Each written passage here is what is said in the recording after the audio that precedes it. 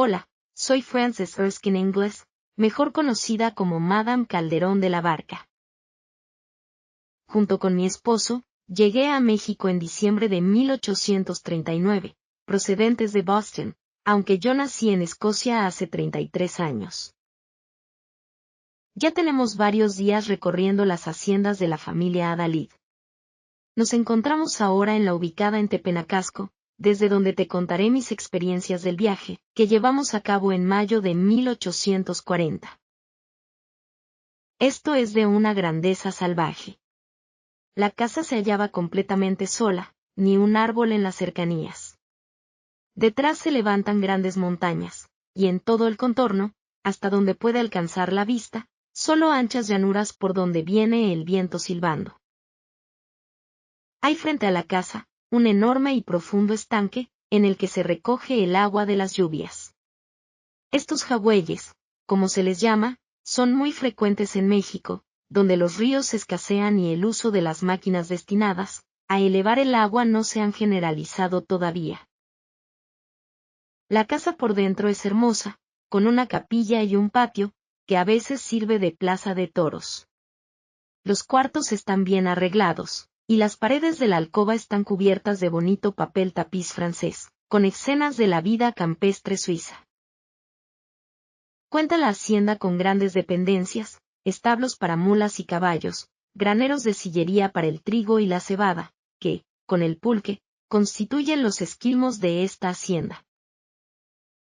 Emprendimos esta mañana un largo paseo a caballo, con el propósito de visitar un bonito lago en el que abundan el pato silvestre y la tortuga. Los caballeros dispusieron sus escopetas y cobraron algunas piezas. El lago tiene varias millas de circunferencia, y un riachuelo le sirve de desagüe. Montaba yo un hermoso caballo, pero todavía a medio amansar, el cual se espantó, arrancándose de estampía. Me sostuve muy bien en la silla, lo cual fue muy celebrado, pero debo confesar que más que a mi pericia debióse a mi buena fortuna.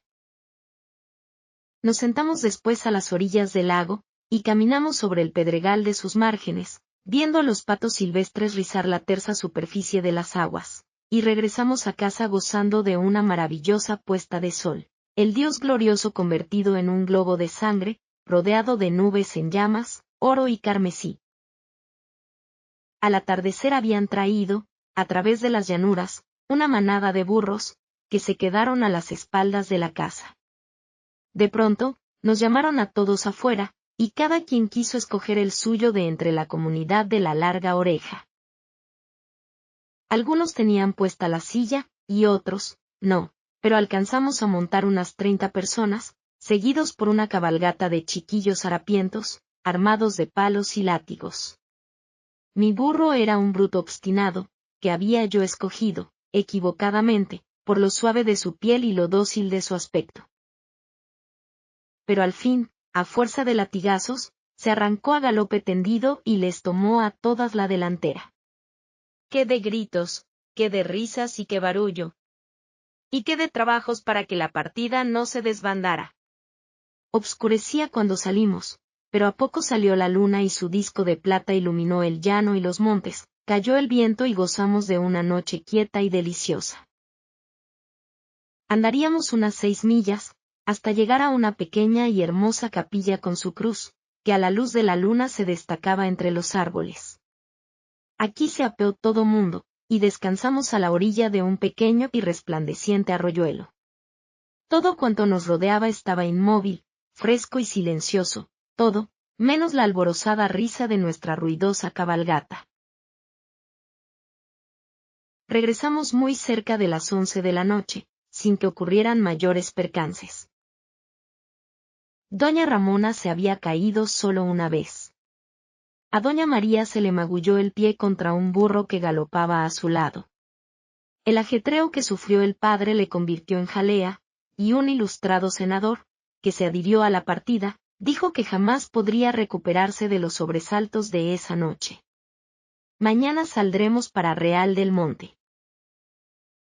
Era el 17 de mayo de 1840, cuando después de la misa en la capilla, salimos de Tepenacasco dando casi las 7, y viajamos por una vereda, sobre rocas y vallados, torrentes y campos de magueyes, en un pesado carruaje que tiraban 6 caballos.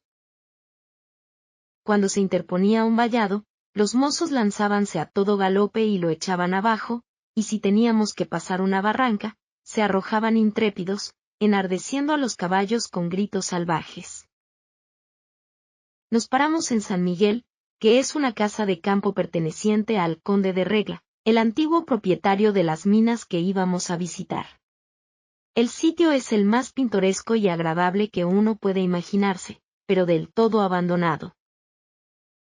Paseamos por los senderos que van a través de los hermosos bosques, siguiendo las orillas de un arroyo que tal parece que fecunda toda la tierra por donde discurre. Subimos a los cerros, abriéndonos camino a través de la fragosidad exuberante de los árboles y de las flores. Se diría que estamos ante un pedazo del campo inglés, si no fuera porque la vegetación es aquí de una riqueza desconocida en Inglaterra. Mas todas estas hermosas soledades son el dominio de los ciervos que retozan sin temor en medio de los bosques, y de los pájaros que cantan en las ramas de los árboles. Estando todavía lejos de la casa estalló una tormenta. Cuando aquí llueve, parece como si se abrieran las ventanas del cielo, y que de las nubes caen ríos de agua. Quedamos empapados en 5 minutos, y en tal estado regresamos al carruaje y partimos para Huesca, en medio de la violencia de la tempestad. Antes de 2 horas, los caballos andaban con el agua hasta las rodillas, y llegamos al bonito pueblo de Huasca en condiciones lamentables. No existen posadas por estos lugares, pero una señora viuda, amiga de los Adalid, nos alojó en su casa. Levantados en Huasca a las 4, vestidos a la luz de las velas, tomamos chocolate y salimos para Real del Monte. Después de haber viajado durante algunas leguas con un frío llevadero, nos llenó de júbilo la salida del sol, que, disipando la neblina, lanzó su alegre luz sobre la montaña y el bosque. El coche ascendía lentamente por la carretera abierta a través de los montes por la compañía inglesa, obra notable y provechosa, y el primer camino ancho y cómodo que he visto hasta ahora en la República. Antes de que fuera construido, cientos de mulas llevaban diariamente el metal de las minas sobre un temible desfiladero de la montaña, hasta la hacienda de Regla. Alcanzamos a varios carros que conducían madera para el Real, que se halla a 9.000 pies de altura sobre el nivel del mar. La vista era magnífica. Por un lado, montañas cubiertas de encinas y pinos. Por el otro, el profundo valle y un río que corre impetuoso y sin ruido en el fondo, mientras que a lo lejos, y en alto, columbramos los inclinados techos y la gran iglesia del Real del Monte. Comenzamos a ver gente de cabello rubio y de ojos azules, y estuve tentada de reconocer como paisano a un individuo con una rebelde mecha de pelo rojo y con una incontestable entonación escocesa. Los indios de aquí se ven más limpios que en México o sus cercanías, y no andan tan faltos de ropa. Toda esta región, lo mismo que las minas, pertenecieron antes al conde de Regla, que tuvo tanto caudal que en el bautizo de su hijo, el actual conde, todo el cortejo caminó sobre barras de plata de la casa a la iglesia. Llegamos a Real del Monte cerca de las 9, y nos condujo el coche hasta la casa del director. Nos esperaba un buen fuego ardiendo en la chimenea muy agradable, pues la mañana estaba algo fresca. Fuimos recibidos por Mr. Wu y su señora con extrema cordialidad, y nos invitaron a compartir con ellos el más delicioso desayuno que haya uno gozado en mucho tiempo, feliz mezcla de lo inglés y de lo mexicano. El mantel, el humear de la tetera, los panecillos calientes, los huevos frescos, el café, el té y las tostadas proporcionaban un tono a la inglesa, con una mezcla de varios y sustanciosos platillos a la española, junto con unos frescos y deliciosos quesos de crema, a todo lo cual hicimos debida y generosa justicia. Después del desayuno salimos a visitar las minas, y era por demás curioso el ver niños ingleses, limpios y hermosos, con su cabello albino y mejillas sonrosadas, con nítidos sombreros de palma, confundidos con los inditos de color de bronce. Visitamos los diversos departamentos, el aparato para aserrar, el torno giratorio, la fundición, etc., pero me informé, con verdadero disgusto, que no podíamos bajar a las minas. Fuimos hasta la boca del socavón llamado de Dolores, que tiene una entrada muy estrecha y a la que entran por medio de escaleras verticales. Bajan los hombres con una gorra de forma cónica, en la cual va sujeta una vela de cebo encendida. En el gran socavón, llamado de Terreros, descienden por medio de esas escaleras, hasta una profundidad de 1000 pies. Tuvimos que contentarnos viéndolos bajar, y con ver y admirar todas las grandes obras que ha llevado a cabo la energía de los ingleses, las diferentes máquinas de vapor, las dependencias para la separación y el lavado del mineral, las grandes despensas, talleres, oficinas, etc. Casi todos los empleados son ingleses, y entre ellos se prefiere a los escoceses. La mayor parte de los mineros son indios, que trabajan en cuadrillas y reciben en pago la octava parte de los productos. El director nos dio algunas muestras de uno de los enormes montones en donde se hallan, y que brillan como el tesoro de un genio. Nos vimos precisados a salir del Real, hacia las 2 de la tarde, por el largo viaje que teníamos que emprender antes de que cayera la noche, pues era nuestra intención regresar a dormir a Tepenacasco. Nos despedimos de nuestros hospitalarios anfitriones, y reanudamos de nuevo la jornada por estos buenos caminos. Apenas podíamos creer las profecías de nuestros más experimentados cocheros, de que una tormenta se estaba formando en el horizonte y que iba a estallar antes de que anocheciera. Estábamos determinados a no darles crédito, ya que era imposible pasar por la famosa hacienda y barranca de Regla sin hacerles cuando menos una corta visita. Esta obra portentosa de los mineros mexicanos, ejecutada en otros tiempos, se halla varias leguas al sur del Real del Monte, y es fama que costó muchos millones de pesos. Hay que verla como la vimos nosotros, con el retumbar del trueno, pues su aspecto de inmensidad y desolación, y al mismo tiempo de grandeza, se funde con la furia de los elementos. Allá abajo, al pie de la escarpada barranca, en medio de acantilados de basalto en forma de anfiteatro, se asienta un majestuoso conglomerado de edificios, que se dirían levantados por algún gigante o nigromante, de tal manera que le coge a uno de sorpresa encontrarse con un director inglés y su esposa, y con el prosaico sibaritismo de un asado de carnero con patatas.